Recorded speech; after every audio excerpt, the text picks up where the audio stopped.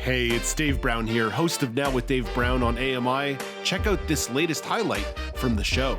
The American Printing House for the Blind is celebrating their 165th birthday. That's a lot of candles. Here to reflect on the legacy and the future of the APH is the president of the American Printing House for the Blind. It's Dr. Craig Meador. Hey, Dr. Meador, thank you so much for making time to be with us today. We're grateful. Oh, happy to be joining you here today, Dave. So let's hop into the time machine and put this into perspective. 1858. Right. What did the beginning of the organization look like? Well, we are stepping back in time before Braille. So that kind of frames that. So 1858, there was a small group of people who really believed that people with print disabilities should have access to tactile reading material at the time, which of course was raised print. And so gathering up support from a local area here in Kentucky, they actually were able to begin the process of printmaking in the basement at that time, which was the Kentucky School for the Blind. And so very humble beginnings. Then of course we had this small interruption called the Civil War in the States. And when the dust had settled on all that, the process began again. And then in 1879, the federal government, which was very progressive for any government, but in 1879, the federal government of the United States said, this is an important thing. People who have print disabilities, and especially people who are blind, need access to educational materials that are accessible, and this not only included raised print, but also would the term was tactile apparatus for teaching of math and the sciences. And so those were our humble beginnings. We built on a site right next door to the Kentucky School for the Blind and are still here today, 165 years later. It's a remarkable history, but it's a history that involves some evolution. You mentioned that as the origins of the organization, Braille was not even a thing yet. It was something totally Correct. different. How has the evolution of technology influenced the way that APH has grown over the years? Well, it's really in the world of accessibility. I always like to tell everybody when we go to meetings and conferences is glad to see the Microsofts and Google and Amazon and Apple finally showing up to the party. We've been at this a long time. But, some of the earliest things that APH was doing was the recording of audiobooks. Of course, at that time, we called them talking records.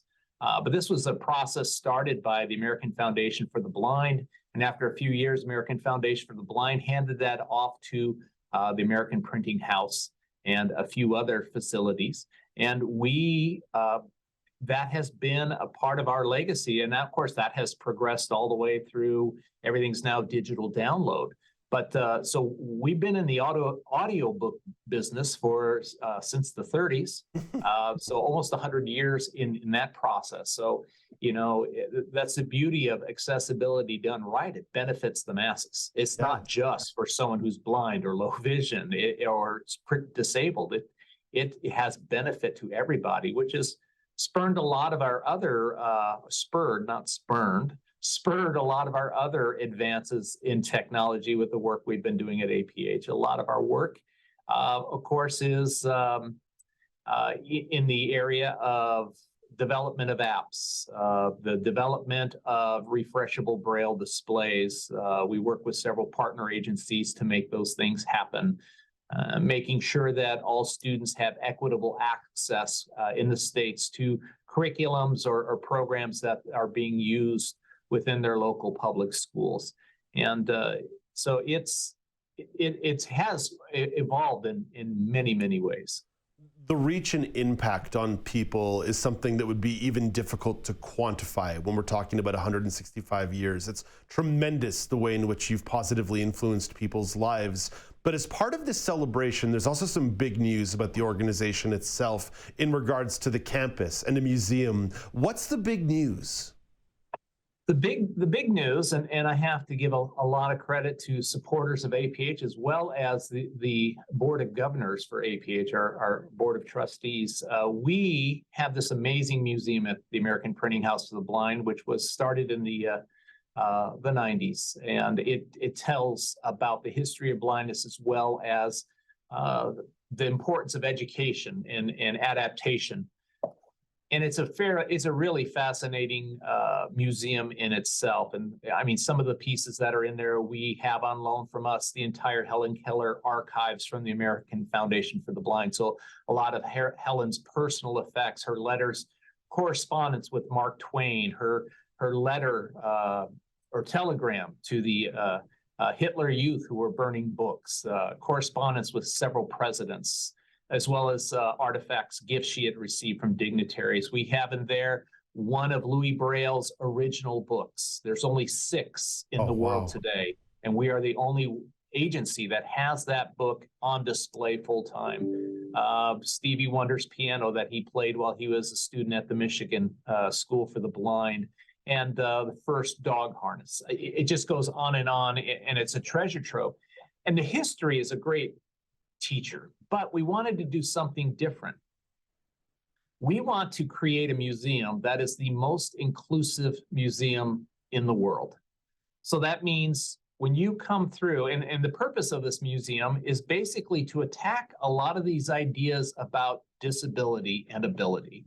We want to demystify blindness. Blindness is one of those disabilities that really, you know, if you put that out there and said, hey, you could choose to lose use of your legs or use of your eyes, which in a lot of people would say, well, you know, I'm going to lose my legs before my eyes, just because it conjures up some really dark images. And we know that that's built on myth. You know, life doesn't end when your sight doesn't work.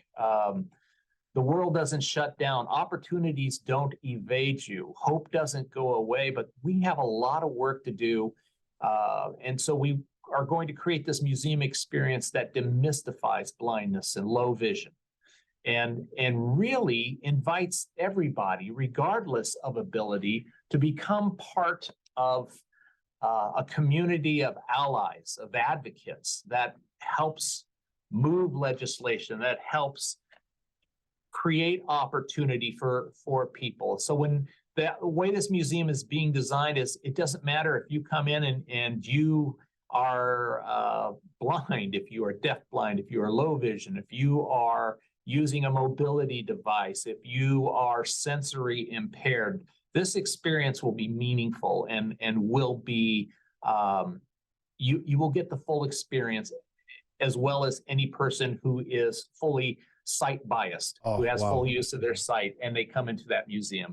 But we want to make sure that this, our tagline at APH is welcome everyone. We want to make sure that this museum screams that. So from the time you get off the bus or get out of a car and you step onto the campus, this museum will begin to help you change your ideas of what it means to have a challenge or such as sight loss and what that means. It's been one of the really neat developments over the last couple of years to see museums becoming more accessible and inclusive. It sounds like there's lots of best practices for you and your colleagues to pull from. What are the next steps in regards to the museum and even a possible opening date? Well, we will be, first, of course, in order to open something new, we've got to shut down what is currently in existence. Right. So we will run our current museum up through mid-June, probably June 30th of this year. And then at that point, we will have a reverse ribbon cutting where we kind of shutter the museum and pack away the archives. And then the breaking of the ground on the front of the building. And because this will be a huge new addition to the building that will be both very pleasing to see, but very interesting to explore. And we're just excited. We really think this is just going to be a wonderful addition, not only for the city of Louisville, but also for the entire field. And it will carry a lot of significance. My senior producer, Enrique Delanaroll, has a very, very optimistic question here, and I love her optimism here. If you were to look ahead 165 years from now, I know, so optimistic. Yeah. Where do you hope to see the blind and partially sighted community and the kind of services and changes that we might get to experience and encounter? Yeah, so I'm speaking from the position of someone who is sight biased. I wear glasses, but you know I have my sight. But I've been in this field for 38 years, and I marvel at what has happened in 38 years. But where I hope and what I hope, and you know, some of this isn't 165 years out.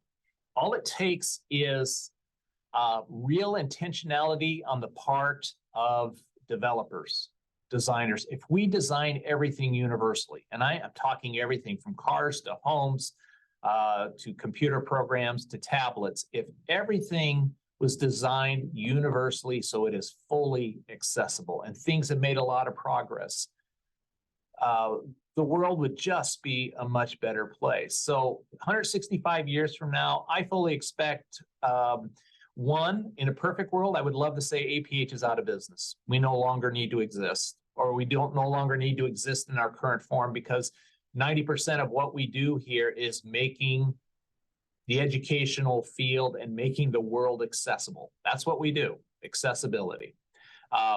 So if the world gets it right, we should not be needed anymore, which means there are no barriers. You know, every person who is blind, low vision will have the vehicle of their choice.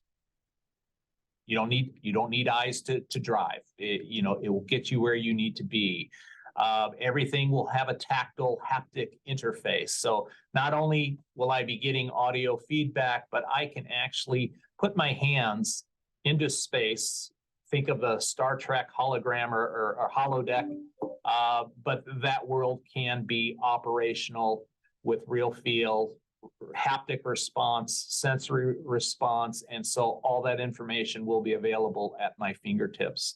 The time for information to fingertips will be so minimal you won't be able to measure it. Mm-hmm. Everything will be available. You will not need agency to prepare something so that you can accomplish a daily task or a work-related item. It will just be.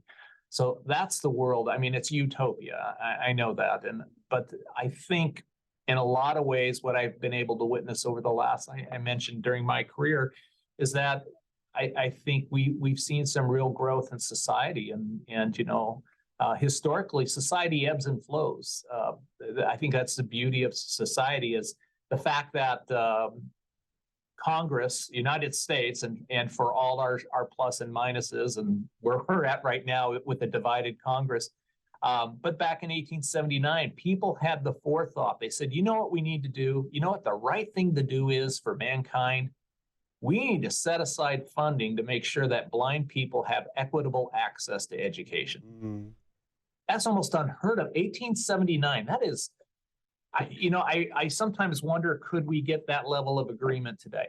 Oh, yeah. But you see it happen in fits and starts. So I don't think it's not possible, but I think it's as we grow and evolve socially as human beings, at times we realize that action needs to be taken on social movements, and we see some progress, we see some growth and some awareness, and then we kind of detract for a while, but then something else will come to mind and will spur on the next wave of that. So I'm hoping in 165 years we will have gone through several iterations, and that, like I said, maybe a company like ours no longer needs to exist at that point in time.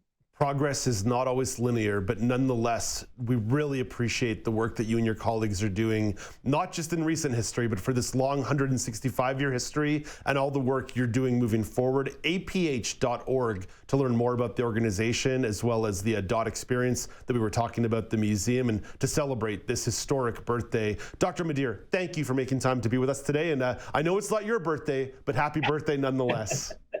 Thanks, Dave. It's a pleasure being on with you. That's the president of APH, Dr. Craig Meador, talking to you from Louisville, Kentucky. And again, aph.org to learn more, aph.org. AMI.org. Do you want to dive into more conversations like this? Watch Now with Dave Brown weekdays at 9 a.m. Eastern on AMI TV or download the podcasts wherever you listen.